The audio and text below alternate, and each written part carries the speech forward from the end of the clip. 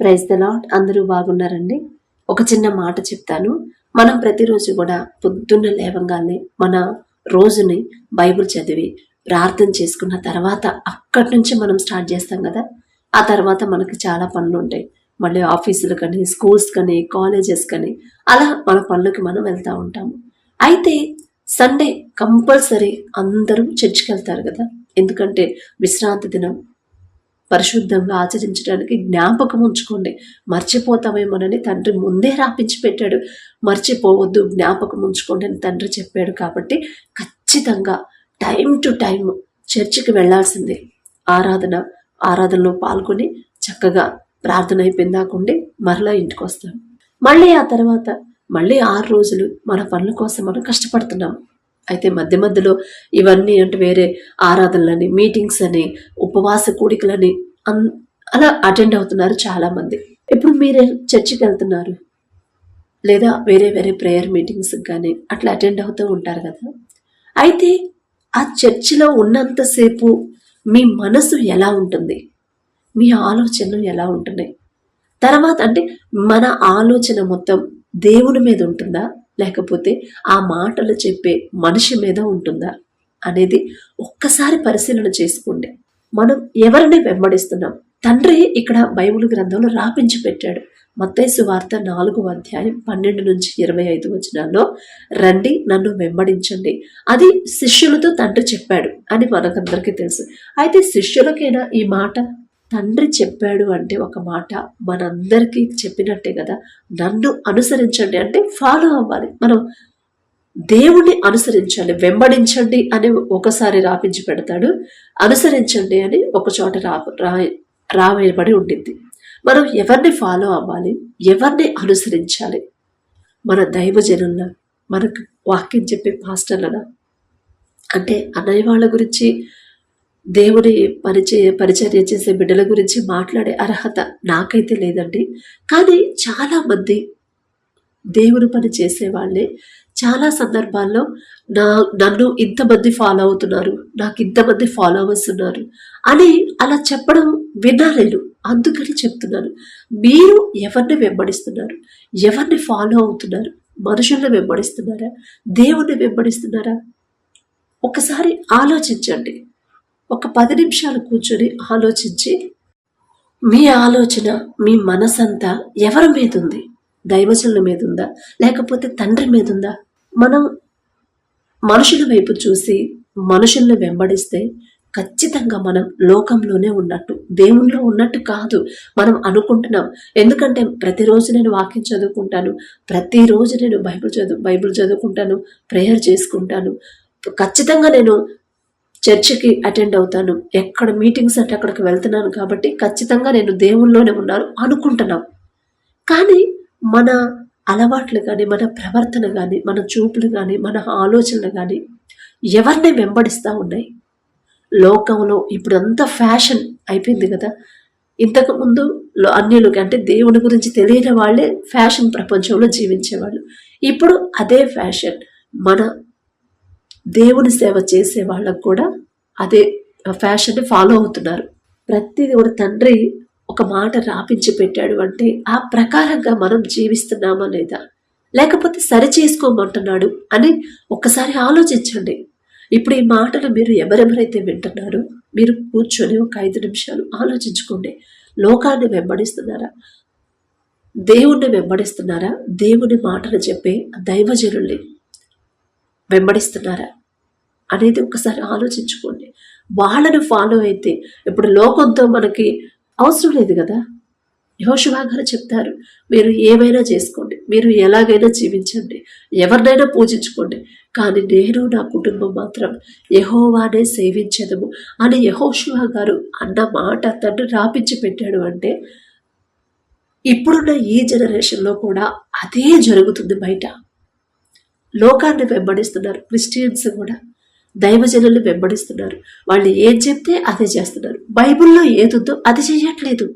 మీరు గమనించారో లేదు, బైబిల్లో తండ్రి ఏదైతే రాపించి పెట్టాడో, ఎలా అయితే జీవించమన్నాడో, ఎలా మాట్లాడమన్నాడో, ఎలాంటి మనసు కలిగి ఉండమన్నాడో అది కలిగి ఉండట్లేదు. ఆ ప్రకారంగా మనం జీవించట్లా. మన దైవజనులు ఎలా అయితే ఫాలో అవుతున్నారో వాళ్ళనే మనం ఫాలో అవుతున్నాం, వాళ్ళు చెప్పిందే చేస్తున్నాం, వాళ్ళని వెంబడిస్తున్నాము. మనకు తెలియకుండానే మనుషుల్ని వెంబడిస్తున్నాం మనం. అదే ఆలోచించుకోండి ఒకసారి. మీరు దేవుణ్ణి వెంబడిస్తున్నారా, మనుషుల్ని వెంబడిస్తున్నారా? ఈ లోక ఫ్యాషన్లు, ఈ లోకంలో ఏది ఎంతమంది ఫాలో అయినా సరే అది మన తండ్రికి ఇష్టం లేనిది అయితే బైబిల్లో ఆ పని ఇలా మీరు చెయ్యొద్దు అని తండ్రి రాపించి పెట్టాడు అంటే ఖచ్చితంగా కష్టమైనా సరే అలా చెయ్యకుండా ఉండాల్సిందే. అందుకే యెహోషువ చేయలేదు. మీరే ఏమైనా చేసుకున్న యెహోషువ గారిని బలవంత పెట్టారు. అయినా సరే మీరు ఏమైనా చేసుకోండి, నేను చెప్పే మాట మీరు వినట్లేదు కాబట్టి మీ ఇష్టం, కానీ నేను నా కుటుంబం మాత్రం నా తండ్రినే వెంబడిస్తాం, యెహోవానే సేవిస్తాం అని చెప్పాడు. అలాగే నడుచుకున్నారు కాబట్టి యెహోషువ గారు అంత ఆశీర్వదించబడ్డాడు. మోషే గారి తర్వాత మరి ఆ అధికారం అంతా, ఆ ధన్యత అంతా యెహోషువ గారికి వచ్చిందంటే మాట మాత్రం చెప్పి ఊరుకోలేదు. నేను యెహోవాని సేవిస్తాను అనే మాట చెప్పి ఊరుకోలేదు. ఆ ప్రకారంగా జీవించాడు కాబట్టి ఆయన కుటుంబాన్ని కూడా కాపాడుకున్నాడు. పాపంలో పడకుండా, లోకంలో పడకుండా ఆయన కుటుంబాన్ని కూడా సరిచేసుకున్నాడు, కుటుంబాన్ని కాపాడుకున్నాడు కాబట్టి అంత ఆశీర్వదించబడ్డాడు. మరి మనం ప్రతి వారం చర్చికి వెళ్తున్నాము, ఎక్కడ మీటింగ్స్ అంటే అక్కడ అటెండ్ అవుతున్నాము. ఇప్పుడు చాలా మంది అప్డేట్ అవుతున్నారు. అంతకుముందు అయితే కొంచెం జ్ఞానం కూడా తక్కువగా ఉండేది. ఇప్పుడు చాలా షార్ప్ అయ్యారు కదా అందరూ. చిన్నపిల్లల దగ్గర నుంచి, 1వ క్లాస్ పిల్లలు కాదు, నర్సరీ పిల్లల దగ్గర నుంచి కూడా చాలా షార్ప్గా ఉంటున్నారు. ఆ జ్ఞానం అంతా, తండ్రి మనకిచ్చిన జ్ఞానం అంతా లోకాన్ని వెంబడించడానికి, లోకంలో మనం హై పొజిషన్లో ఉండడానికి మీరు వాడొద్దు, ఉపయోగించొద్దు. దేవునికి ఇంకా దగ్గర ఎలా అవ్వాలి, తండ్రి చెప్పిన మాట ప్రకారం ఇంకా ఎలా నడుచుకోవాలి, తండ్రికి ఇష్టంగా నేను జీవించాలంటే ఇంకా నేనేం చేయాలి, అలా ఆలోచించండి. మన ఆలోచన అలా ఉంది అంటే అది తండ్రి ఇచ్చిన ఆలోచన. లోక ఫ్యాషన్లో పడొద్దు. లోకం మనల్ని ఆకర్షిస్తుంది.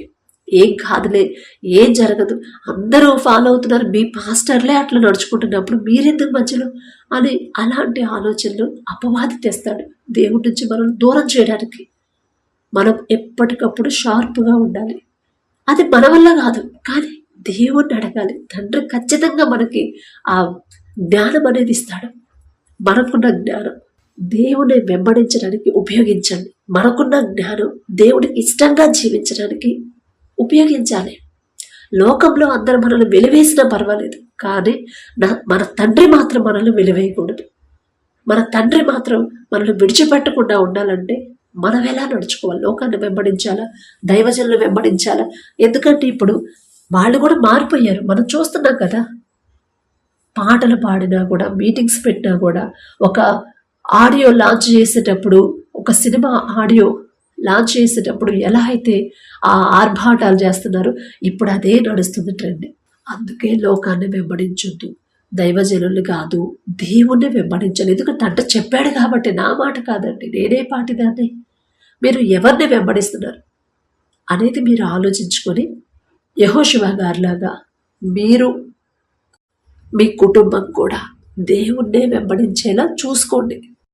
యేసు ప్రభు వారినే మనం వెంబడించాలి. తండ్రి చెప్పాడు, మీరు నన్ను అనుసరించండి, నన్ను మీరు వెంబడించండి అని తండ్రి చెప్పాడు. కాబట్టి ఖచ్చితంగా ఇప్పుడు మీ కుటుంబం, ఈ మాటలు వింటున్న మీరు, మీ కుటుంబంలో మీ పిల్లలు కానీ, పెద్దవాళ్ళు కానీ, మీరు కానీ లోకంలో ఉన్నారా? లోక ఫ్యాషన్ ఫాలో అవుతున్నారా? లేదా దైవజనులు ఫాలో అవుతున్నారా?